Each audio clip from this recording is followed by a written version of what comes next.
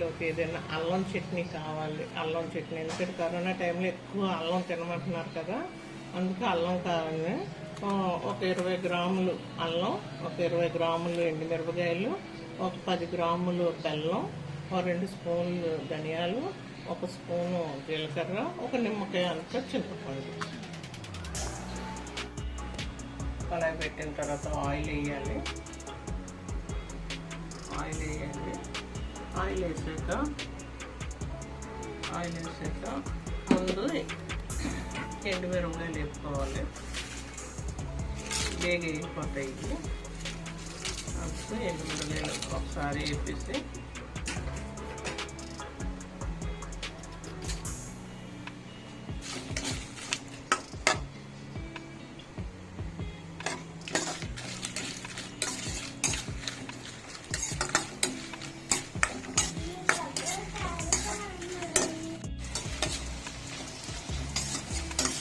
త్వరగా వేపాలి.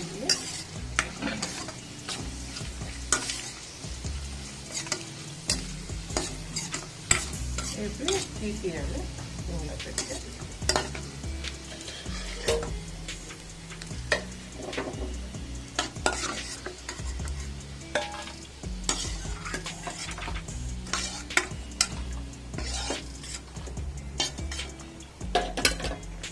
అల్లం ముక్కలు పచ్చి వాసన పోయే వరకు వేపాలి. పచ్చి వాసన పోవాలి, లేకపోతే అది అగడ వాసన వస్తుంది. బాగా అల్లం వేపాలి.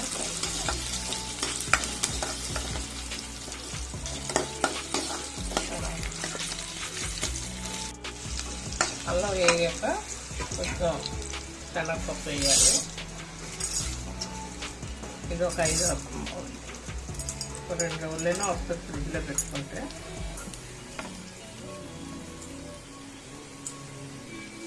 వేసాక ధనియాలు వేయాలి.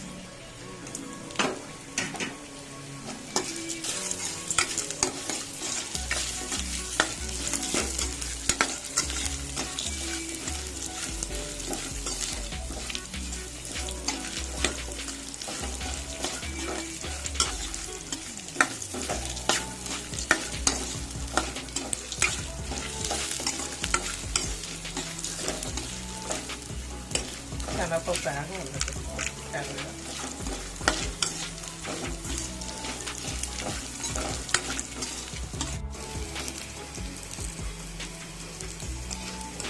అయితే ఇవన్నీ మిక్సీ చేసేసి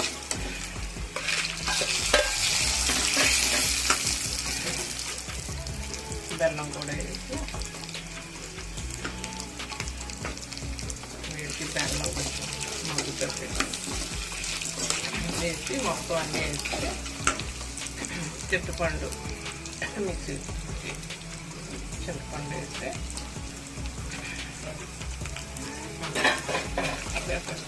ఇది చేసేసుకో.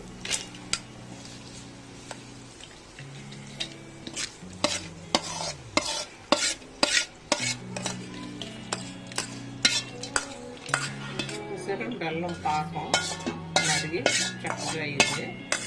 ఇప్పుడు దీంట్లో వేసేసి కొంచెం ఉప్పు వేసి మిక్సీ చేసేయాలి.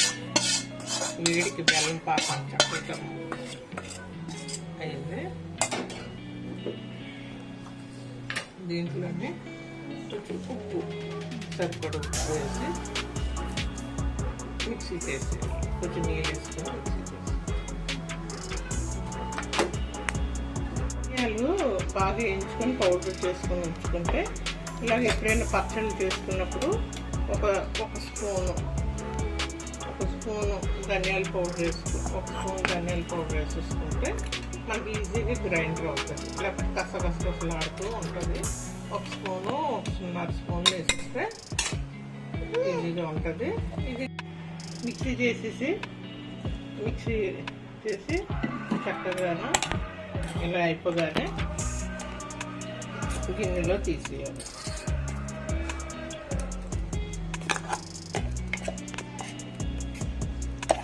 తర్వాత పోపు పెట్టేసి, ఆ పోపు ఎక్కువ ఏం అవసరం లేదు, కొంచెం ఆవాలు, కరివేపాకు, మినపప్పు పోపు వేసేసి అంతటా అవసరం లేదు, సాధారణంగా ఇలాగే తినేయచ్చు.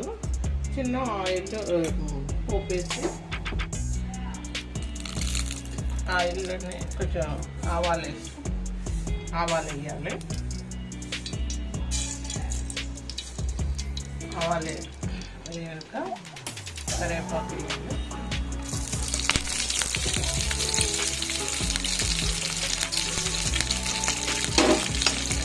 మినప్పప్పు వేయాలి. వేసి బాగా బాగా కావాలంటే ఒక ఎండుమిరపకాయ వేసుకోవచ్చు.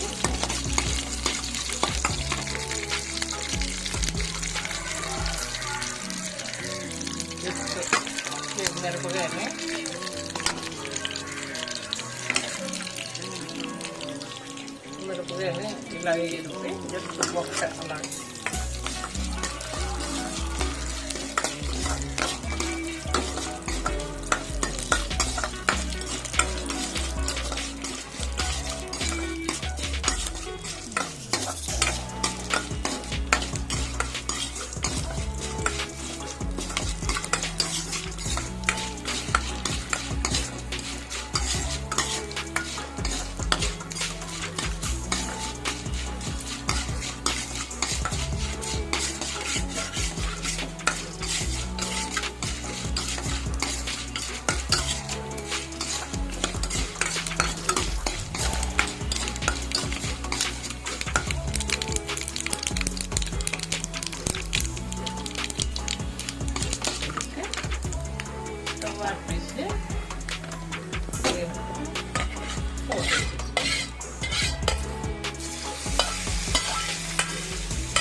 అల్లం చట్నీ రెడీ.